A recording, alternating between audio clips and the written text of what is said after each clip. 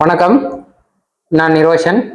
இன்றைக்கு எங்களுடைய பள்ளி நிறுவனத்துக்கு நிறைய சிறு குறு உற்பத்தியாளர்கள் நிறைய பேர் வந்திருந்தாங்க. அதில் எங்களுடைய உள்நாட்டு உற்பத்தியின் ஜிடிபி சம்பந்தமான சில விஷயங்கள் கூட கலந்துரையாடினோம்.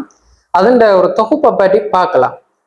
என்னென்னா, முழங்காவில இருந்து வந்திருந்தாங்க ஒரு 70 பேர், 40 பேர் கரவட்டி பிரதேச செயல பிரிவில் இருந்து எங்களுடைய கம்பெனியை பார்த்துருந்தாங்க. அவங்க சொன்னது என்னென்னா, இப்படியான கம்பெனிகள் நிறைய உற்பத்திகளை உண்டு பண்ணும், அதனால நாட்டின் உள்ளூர் உற்பத்தியின் அளவு கூடி ஜிடிபி வேல்யூ கூட போகுதுன்ற மாதிரி, அதாவது நார்த் ப்ரொவின்ஸுக்குரிய ஜிடிபி வேல்யூ கூட போகுதுன்ற மாதிரி. உண்மையான அதுக்குள்ள இருக்கிற சரியான ஒரு மூல ஆதாரம், அந்த மூல பொருளை பற்றி நான் சொல்றேன். அதை உங்களுக்கு விளங்கும்ன்றதை நீங்க அதை வடிவா யோசிச்சு பார்த்தீங்கன்னா உங்களுக்கு அது வடிவா விளங்கும். எந்த தொழில் செய்கிறார்களுக்கும் இது இதன் புரிதல் கட்டாயம் இருக்குமான்னு நினைக்கிறேன். முதலாவது என்னன்னா, இப்ப யாருக்குமே தேவை இருக்கு. அதாவது நீங்க உங்களுக்கு ஒரு வீட்டுக்காரரை பார்க்கணும், உங்களோட மனசு பிள்ளைகளை பார்க்கணும், உங்களுக்கு ஒரு பைக் வாங்கணும், இல்லாட்டி ஒரு வாகனம் வாங்கணும், டெலிஃபோன் பில் கட்டணும், மற்றது போன் வாங்கணும், அப்படி உடுப்பு வாங்கணும்னு உங்களுக்கு தேவை இருக்கு. அந்த தேவை இருக்கேக்கு நீங்க என்ன செய்வீங்களா, உங்களை அறியாமலே உழைப்பீங்கள், இல்லாட்டி களவெடுப்போம், ரெண்டுல ஒன்று செய்யும். அந்த தேவைகளை பூர்த்தி செய்யக்கூடிய ஏதாவது ஒரு வழி இருந்தா நீங்க உழைக்கிற அளவை நிப்பாட்டுவீங்க. அந்த உழைப்பு, அதாவது நீங்க ஒரு சேவையாக இருக்கலாம் அல்லது உற்பத்தியாக இருக்கலாம், இந்த ரெண்டு விஷயத்துலதான் நீங்க உழைப்பீங்க. ஆசிரியர் தொழில், மற்றது சாப்பாடு கொடுக்குற, அப்படி ஏதாவது சேவைகளா இருக்கலாம், இல்லாட்டி உற்பத்தி என்று சிறு உற்பத்திகள், மற்றது ஆபரண வேலைகள், தளபாட உற்பத்திகள், அப்படி ஏதாவது ஒரு உற்பத்திகளா இருக்கலாம். இப்ப இந்த ரெண்டு விஷயமும் செய்யறதுனாலதான் எங்களுடைய நாட்டின் ஜிடிபி வேல்யூ கூட போகுது.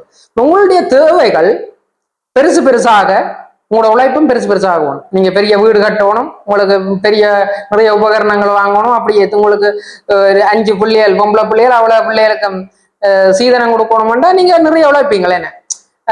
எனக்கு அப்படி ஒன்றும் இல்லை. எல்லா இதுவும் என்னுடைய வேறு ஒரு இடத்துல இருந்து எனக்கு வருகுது. அதாவது உதாரணமா நான் சொல்றேனே, எனக்கு பைக் வாங்கணும், போன் வாங்கணும், அதுக்கு எனக்கு வெளிநாட்டுல இருந்து ஒரு ஆள் எனக்கு பணம் உதவி செய்கிறார் ஏண்டா, நான் இங்க அதை அந்த தேவைகளை பூர்த்தி செய்யறதுக்கு உழைக்க வேண்டிய தேவை இருக்கா இல்லைன்னு. அப்ப நாங்கள் வேலைக்கு போக மாட்டோம், நாங்க ஈஸியா இருப்போம், நாங்க ஒரு உற்பத்தி சார்ந்த நடவடிக்கையில ஈடுபட மாட்டோம், சாதாரண வயலை கூட செய்ய பஞ்சிப்படுவோம். ஏன் எங்களுக்கு தேவையான காசு வருகிறது, நாங்களே இதுல போய் கஷ்டப்படணும். அப்ப இதே மாதிரியான ஒரு சிந்தனை தான் எல்லா இடமும் இருக்கிறது. அப்ப இதுல இருக்கிற நீங்க என்னத்தான் பெரிய மாற்றங்கள் மாறினாலும் மனிதனுக்குரிய தேவைகளை பூர்த்தி செய்யக்கூடிய வழிகள் அனைத்தும் இங்கே இருக்கும். பூர்த்தி பண்ணக்கூடிய வழிகள் இங்கே இருந்தா தான் நாட்டின் உற்பத்தி பொருளாதாரம் கூடும். அந்த உற்பத்தி பொருளாதாரம் கூடைக்க ஆட்டோமேட்டிக்கா அந்நிய செலாவணி வருகைகள் அதிகரிக்கிறதுல இருந்து எல்லாமே, இப்ப நீங்க டாலர் பெறுமதிகள் கூடணும், நாட்டுல இப்ப டாலர் ரேட் கூடி கொண்டு போகுது, எங்கட காசுண்ட பெறுமதி குறைஞ்சு கொண்டு போகுது. இதை நீங்க எங்கட காசுண்ட பெறுமதி எல்லாம் கூட்டணும்டா சரியான தேவைகளை இங்க இருந்தே அவன் பூர்த்தி செய்யக்கூடிய மாதிரியான ஒரு நிலைமை வரைக்க அவங்களை ஆட்டோமேட்டிக்கா எல்லாருமே உழைப்பாங்க.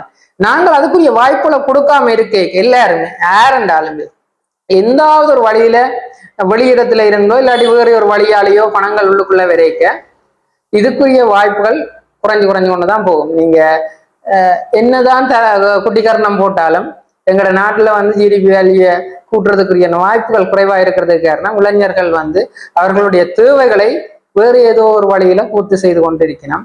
அவர்களுடைய தேவைகளை அவர்களை பூர்த்தி செய்ய வழி கிடைக்கதான் இந்த ஜிடிபி வேல்யூ கூடும். இதை நீங்க யோசிச்சு பாத்தீங்கன்னா உங்களுக்கு விளங்கும். நன்றி.